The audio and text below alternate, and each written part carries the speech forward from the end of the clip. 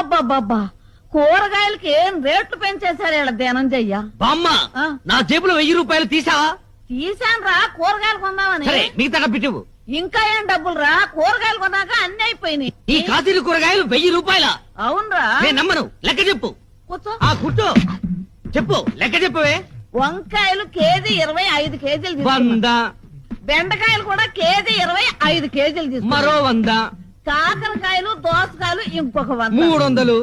ఇక పోతే బీరకాయ 70 రూపాయలు. ఏంటి బీరకాయలు కేజీ 70 రూపాయల?